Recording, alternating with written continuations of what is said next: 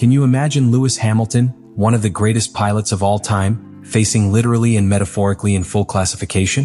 What if I told you that the classification of Austria not only left a time in the table, but a message between the lines on the true state of the Ferrari project?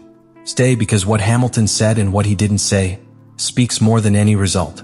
Lewis Hamilton arrived at the Austria Grand Prix with a clear objective: to find tangible signs that the project with Ferrari could be directed, even if it was slowly, towards the real struggle for victories. Since he signed with the Scuderia, this weekend in Spielberg was marked in red. The Red Bull Ring, with its combination of short lines, fast curves and demanding braking, is one of the best thermometers to evaluate the general behavior of a car. If a car is fast in Austria, it is usually in many other circuits. And Hamilton, who knows that in detail, arrived ready to step forward after the worries in Australia and China. But reality once again hit him from the front. In classification, Lewis achieved a time of 1:4.582, a record that placed him fourth on the grill. At first glance, that position might seem alliant, especially if it is considered Ferrari's general context in 2025. But as almost everything in Formula One, nuances are essential. Hamilton was just 28 thousandths behind Oscar Piastri, his former partner in McLaren and now direct rival, but more than 6/10 from Lando Norris, who took the pole. That great difference with the leader revealed an awkward truth. The SF-25 not only remains far from the tip, but cannot even make the most of the hands of one of the most talented pilots in the recent history of sport. And then the unthinkable happened. In full Q2, with the clock marking 5 minutes and 42 seconds for the end, Hamilton lost control of the car when leaving the curve 10. An apparently lower track exit, but with huge visual and symbolic consequences. The bottom of the SF-25, equipped with the controversial titanium blocks to generate sparks, hit the outer limit. The sparks that normally adorn the classification nights became flames when lighting the dry grass of the circuit. A small fire broke out. The session stopped with a red flag. The image went around the world. And at that moment, more than a track exit, it was a message. Because that fire born from the ground, unpredictable and uncontrolled, seemed to represent the current state of Ferrari. Brilliant on the outside, but burning inside. At that time, it was not just a pilot error. Hamilton is a teacher in extreme conditions, and this type of exits rarely occur to him by pure clumsiness. The truth is that the car is still nervous to the limit, especially in lateral support, and forces the pilot to risk more than the account to get a competitive time. When that limit is so narrow, the slightest slip is paid. And Hamilton paid him with that incident that, beyond the technical, he had a great psychological weight. The ironic thing is that, despite the incident, the British managed to stay in the first four. His return before the error was solid enough to avoid premature elimination. But the incident left a brand.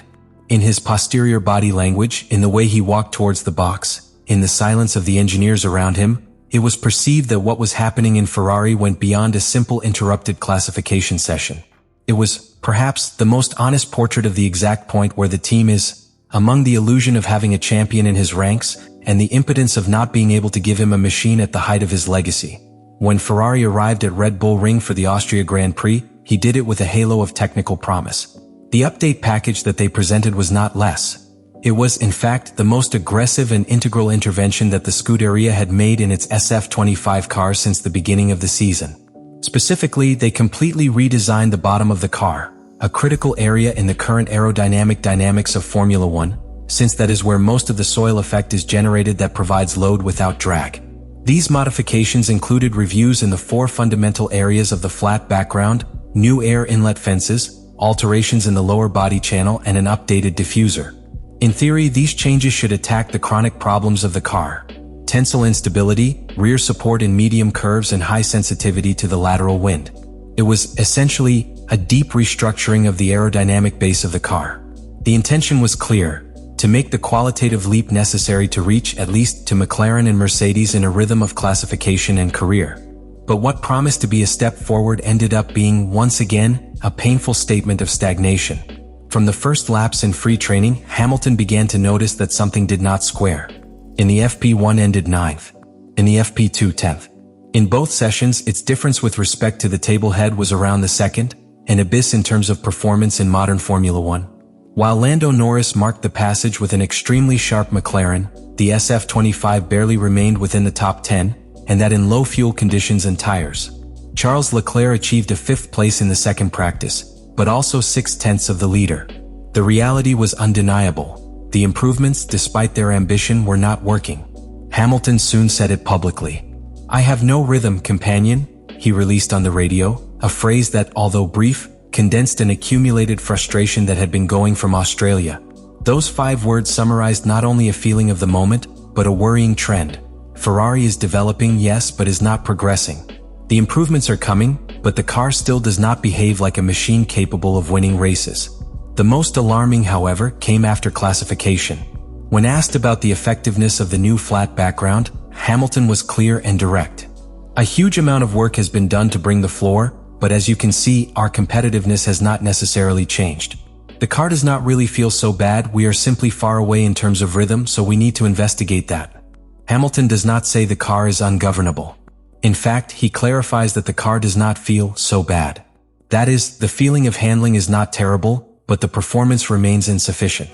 Which implies that the problem is not exclusively balanced, but of load generation, aerodynamic efficiency, correlation between simulation and track.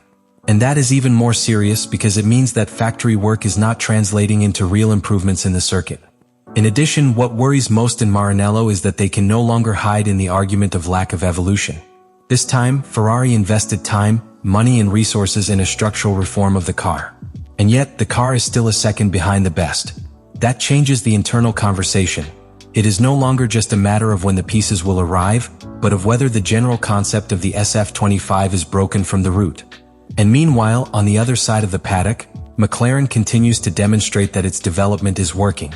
With an aggressive aerodynamic philosophy, effective rear suspension adjustments, and an increasingly consolidated technical team, the Woking team is not only maintaining its 2024 level, but it is exceeding it. The comparison is inevitable.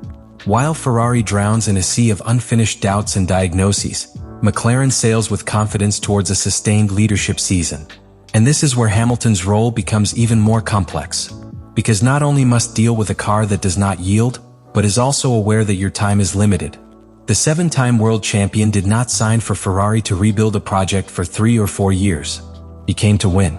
And every weekend, like Austria's, where the technical effort does not translate into tangible speed, it represents a blow to its motivation, its legacy, and the expectations that he himself helped to lift when signing with the House of Maranello. There are moments in Formula One in which many words are not needed to understand what is really happening within a team. Just observe gestures, body language, silences. And in the case of Lewis Hamilton after the classification of the Austria Grand Prix, each of these elements transmitted more than any official interview or statement. Because what was lived that Saturday at the Ferrari paddock was much more than a sports balance. It was a message. One not explicitly said, but perfectly clear for those who know how to read between the lines. After its classification in 4th place and the incident in Curve 10, Hamilton was more serene than on other occasions. There were no verbal explosions or excessive criticisms. But that calm was not a sign of inner peace. It was resignation. A mature, conscious resignation, that of someone who has understood that the mountain ahead is higher than he thought. He said it without raising the voice, "We are very far in terms of rhythm. We have to investigate that." And although that phrase seems a simple technical evaluation, it contains a deep disappointment. Because who says, "We have to investigate that," after such an ambitious update package, is recognizing that the current plan is not working. In the background, what happened in Austria was an alert. A reminder to Ferrari that having a legend in the team is not enough if you do not give the right tools. The talent is not enough. Motivation does not last forever. And although Hamilton is possibly the most resilient pilot of his generation, he also knows when a project moves too much from success. That reading makes it better than anyone. The question now is not whether Ferrari can improve SF-25. The real question is how long Hamilton will wait for that to happen. Because every weekend that passes without concrete results, each update that does not work, every return in which more than half the leader stays, feeds the doubt.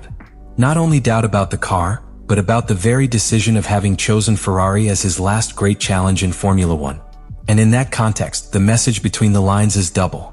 First, for fans, do not deceive themselves for a 4th place. That result hides a great distance with the leaders and a structural problem that cannot even Hamilton hide. And second, for Ferrari, time is not infinite. The patience of a champion either. If the situation does not change soon, they will not only be losing points, they will also be losing the faith of the man who came to return their glory. The 2025 Austria Grand Prix left us many powerful images, but none as symbolic as the smoke rising from the grass after the Lewis Hamilton track. In a world as measured, planned, and calculated as the modern Formula One, that moment of chaos, that literal and figurative spark, summarized with surgical precision the state of a project that still does not find its direction. Spielberg's classification not only left AP4 on the timesheet. He left Ferrari's true face in 2025, a team that fights with determination but remains tied to deep technical limitations.